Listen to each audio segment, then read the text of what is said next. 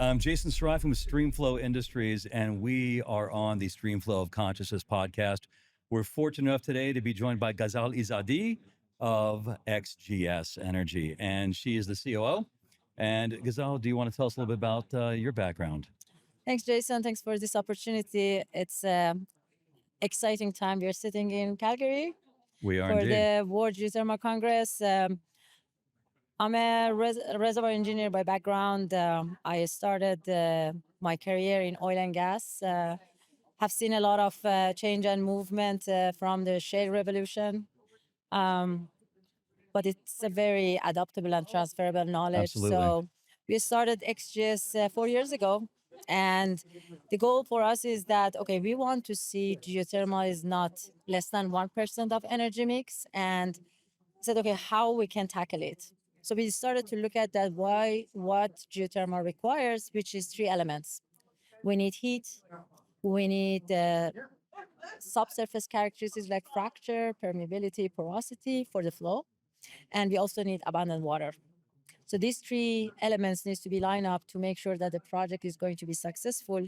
When we look at around the globe, it's a very limited geography. We can have all of these three elements. We said, okay, so can we start to think about to decouple these three elements to make sure that, for example, remove the water from the situation, Exactly. remove the dependency on the fractures, right?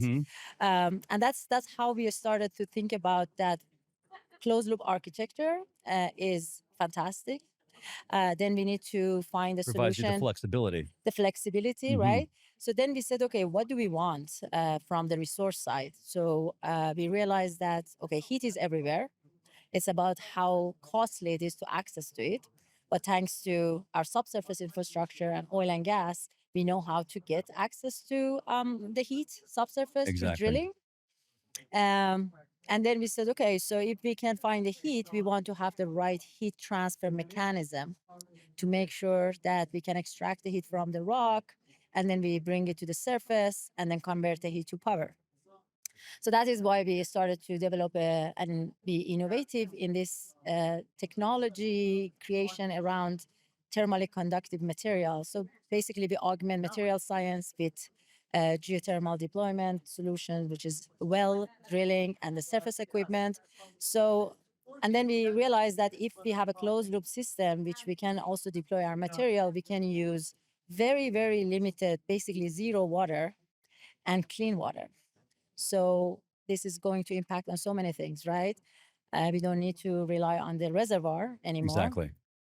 And then we can also mitigate any issue around Scarcity of water. scarcity of water, Yeah. and also during the operation. When we talk about operation and maintenance in geothermal, it can be costly. It can impact on the project revenue because scale and corrosion is not only on the subsurface, but it also can migrate to the surface equipment. Of course. So these are all the things that makes the project economically challenging. So those are the key elements. So it shouldn't be hard to find, which heat is everywhere. And then because we already define and quantify the risk, we can make the project financeable. It takes the guesswork out of it. So what's your sweet spot for temperature? Where does XGS like to be as far as finding that zone? So we want to have enough temperature that we can efficiently convert it to power. So which is right now, today, we are looking at what is the envelope of surface equipment, which is a turbine. We are going to use organic Rankine cycle, Yep. or binary, which doesn't use the steam, it uses its own working fluid.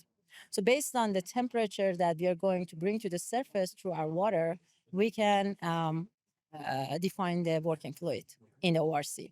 So based on that, we would like to see how we are going to back calculate and engineer up subsurface to have the most efficient power conversion. It's a techno-economic problem, right? Yes. So we need to drill enough and get to the right heat source and have enough presence in the hot rock, which we call it heat harvesting length, Of course. to place our material and extract the heat. And then, because inside our well, so our wells is fully cased, and our water never touched the rock. Exactly. And then inside the production casing, we are using another technology called vacuum insulated tubing, which has been deployed in oil and gas, Hmm. deep water, offshore, Sure. SAGD, right, for steam injection. And this is like a pipe solution that Hmm. you can have an insulated pipe in the middle, and you can circulate the water from the annulus, the cold water come in, heat up, during the middle tube, it comes to the surface. And So it's we have again a, about control. You get to it's about control the control, all of the elements. Yeah, all of the exactly. elements. So So that is why copy and paste. copy and paste, I it's love a it. standardization, it's a risk control, it's a predictable. Yeah. So financeability means predictability. Yeah, and it's great. So, you've had various projects. You recently had one in New Mexico, I believe, and then you had COSO before that. So, what have you learned from one project to the next that's helped guide what you do in the following steps on your next projects? So one of our focus here is now, because we test the technology in the scale, commercial scale in California at the Mhm. COSO field, we know that our technology performance is validated. Mm. Now it's about system integration, right? So system integration means that we need to understand how we are going to build from our first bill and how we want to scale up. So a scale is the goal that we are chasing, and for a scale, we need to make sure that we bring the right capital at different stage of the project. So we would like to get to the infrastructure financing, right? Because that means that your project is de-risked. This type of capital doesn't have a tolerance for high risk. They Mhm. want the repeatability. They want the learning cycle is completed. So that is a difference Sure. between the greenfield versus mature field. So we are today looking at a lot of resources that not traditionally developed for geothermal. So we call them greenfield. Yes. We know the heat source is there, but it was not much drilling experience. It's So like wildcatting. Yeah, yeah, so exactly. Yeah. it's a bit like a wildcat. Mm. So I think this is a main difference, that how we certify the resource, that the heat is there, how fast we can do that, how cheap we can do that, because our solution doesn't need exploration timeline like a traditional geothermal. Because you need to do, where's the heat, where's the fracture, where's the permeability, where's the water, and then you need to drill doublet or triple well, Mhm. and then you need to prove the commercial flow, right? We don't need that. As long as we know there is a heat You in got it. subsurface, Yeah. we are ready to go. So there's a timeline around this project and how we can accelerate to certify the resource. It comes to the other topic, which is the drilling performance. What we are trying to do is to make sure that we are not starting from scratch. We're building a lot of experience from oil and gas, that we know that the technology could be adopted. The system can be adopted from there. Then it comes to the surface equipment. This is off-the-shelf surface equipment, so there is nothing. But the whole system integration to make sure that we have addressing the cost, performance, and timeline is going to be our focus between different sites, which has a different development timeline. What are your surface temperatures? What are you seeing at surface for a temperature? You mean the surface temperature, the water that comes to the surface? Yeah. So I think right now, this is another very interesting discussion we have with the turbine provider, because most of the geothermal field in the world using a steam turbine, Yes. right? Because they're targeting very high temperature, steam flow. Okay. Now, very limited case study or project has deployed ORC. And usually they are in the low to medium range of temperature. Mhm. Low to medium, we are talking about 90 to 150 C centigrade. We are targeting higher temperature, so ORC efficiency is increasing. There might be some engineering parameters that we need to adjust it, right, for that condition that we are doing. But our goal is to standardize our surface design, because we can fix the temperature, pressure, ambient temperature is changing, which is location dependent, but Right. it is not significant. It's about how we are managing the parasitic load and other extra load that we need to use to increase our net power versus gross. And then we design the subsurface based on that, because we can control the flow rate, we It's can again about control the control. depth. Yeah, exactly. Yes, yeah. And that's a beautiful thing. And that must speak well to Wall Street as well, because you're like, hey, we don't have to guess that much. And I guess too, when you look at financing or growth and things like that, it's helpful to have good partners. And and it's no surprise you have Meta and everybody else. But are you seeing interest? Are you seeing interest from other sorts of industry, or is it largely hyperscalers and data centers that are showing the most interest in utilizing your technologies right now? So with the power demand exploding, which is mainly because of the hyperscaler, but I think other industries, like when we are talking about power intensive uh, uh, plants, right? Like desalination in the area that they are suffering from the fresh water, right? Exactly. Middle East. Yeah. So these are, I think there Yes. are other applications that we can provide the power to make sure that they can have a reliable, sustainable Yeah, it's a game 24/7. changer, It's a game honestly, because changer. you have so many areas, and if you sit in some of these seminars, of impoverished nations that have had large challenges getting access to energy, or Hmm. some antiquated energy that's not it's not reliable, it's not good for them. Like, this is a total game changer globally. And I mean, would you imagine creating like a turnkey footprint that you can just kind of drop anywhere? And because some places access is challenging too, right? And Yeah. so, yeah. So I think that concept that we are building the power close to the customer Hmm. through this system, which is really removing a lot of um, constraint for Yes. the geothermal power, Yeah. is helping us.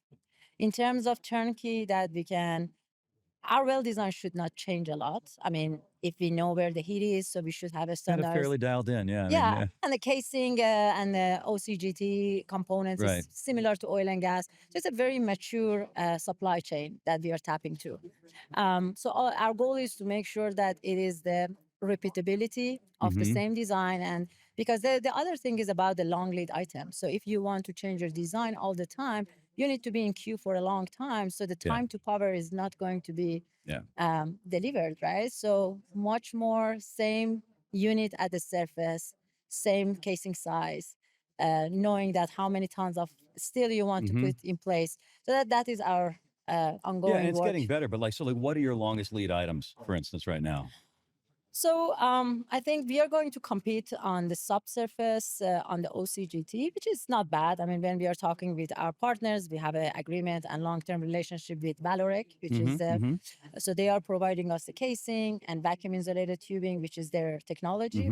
So those are between 6 months to 10 months. The other long lead item is on the electrical side of the surface, Okay.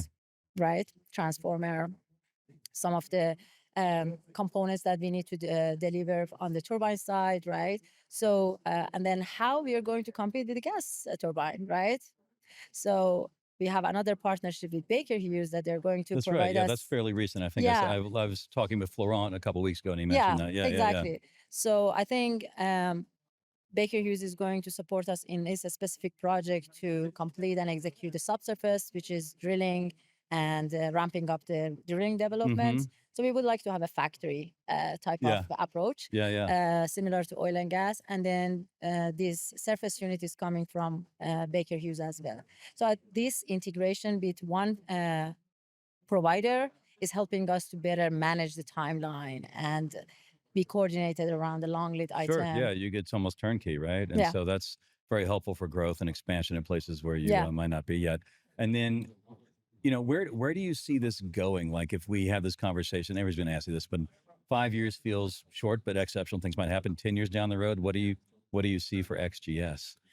So I think I mean, what I clearly you've IPO'd by yeah, then. yeah. I mean, we will. That's the You're goal. like, it might even be That's 3 the months goal. from now. I'm not saying. Yeah, what am I doing here? So We're just getting the bankers involved. yeah. So.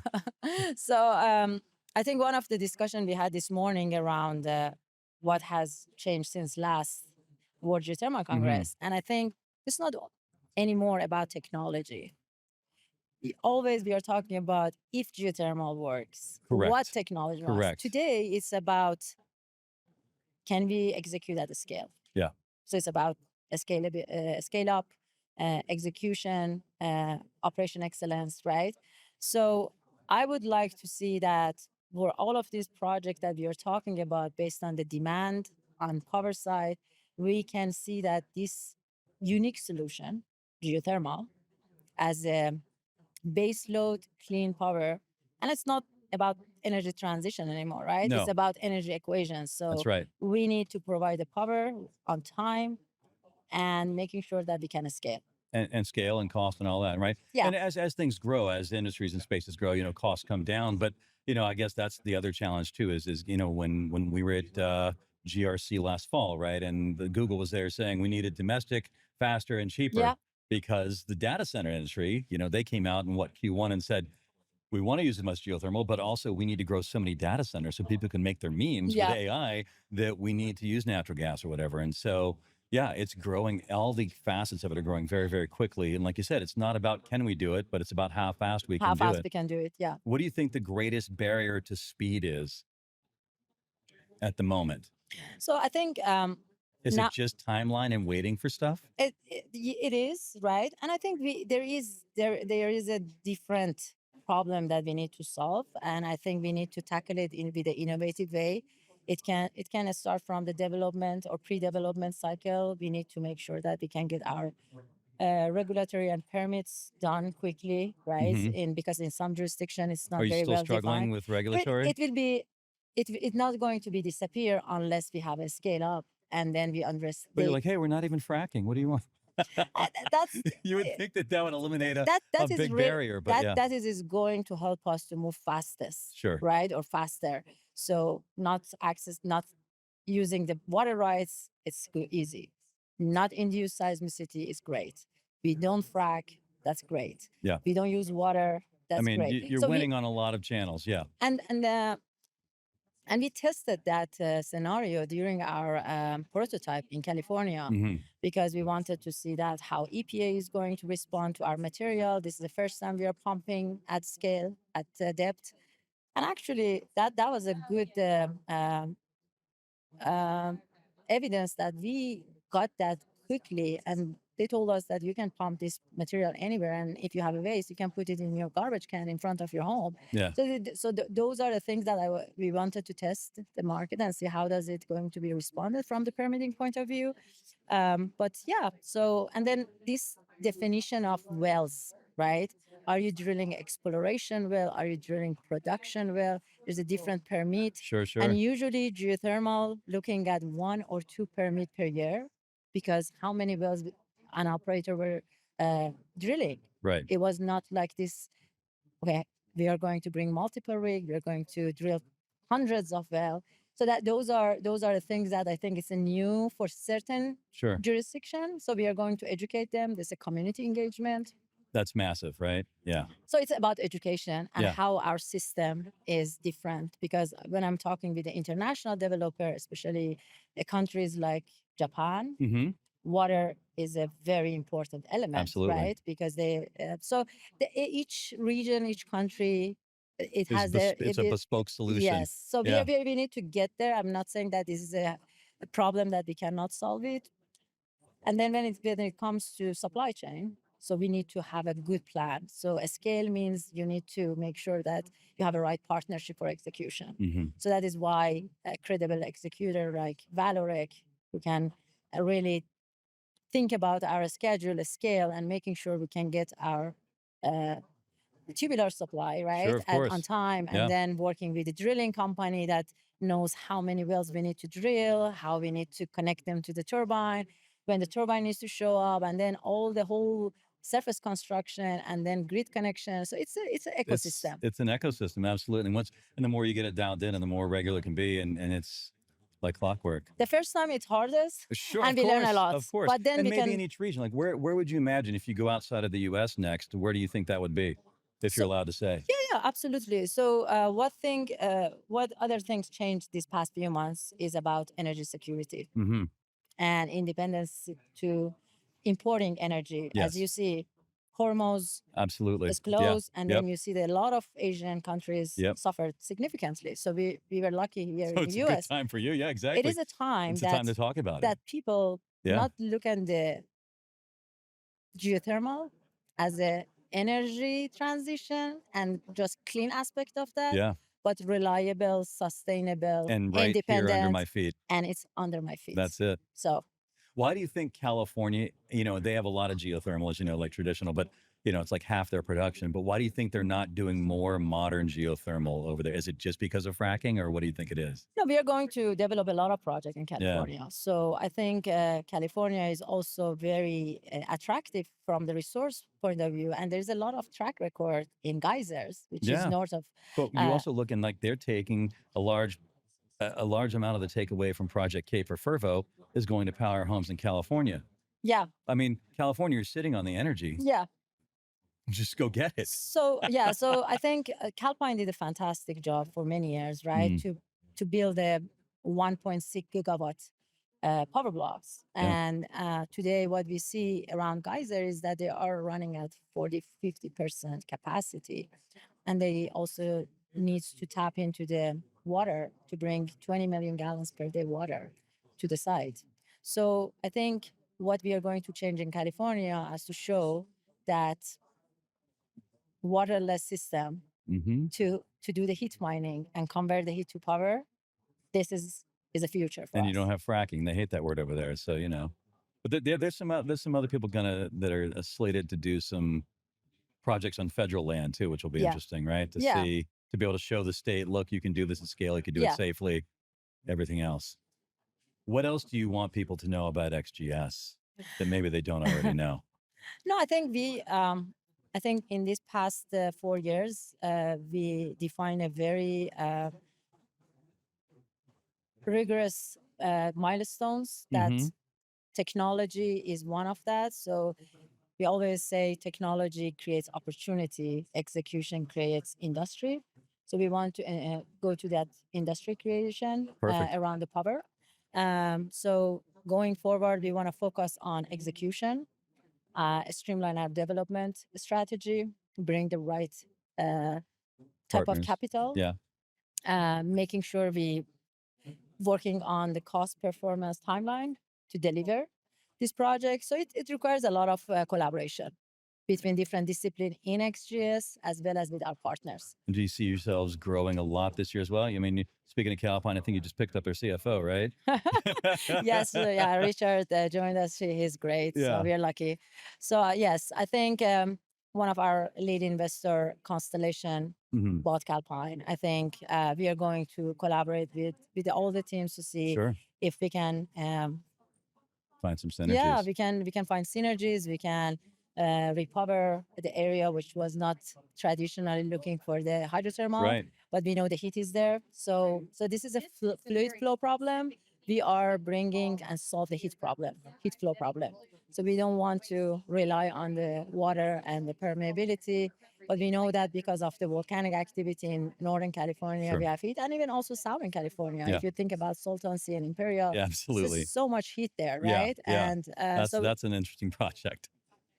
yeah.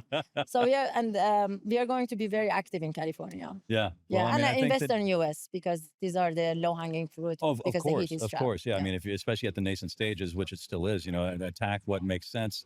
But yeah, California, I think, could be a massive market and just And really bring. power price. Yeah. Electricity price is really high. So and hopefully cause fewer fires, Yeah. and things along those lines. There's just Yeah. so many things. But I want to thank you for coming on today. no, thank you so much, It's Jason. been a pleasure to finally connect. I know we've been chasing each other for months. Thank so you. It's a pleasure. Thank you for coming on. Thank you so much. It's been great having you. Thank you. I Thank appreciate you. it. Thank you.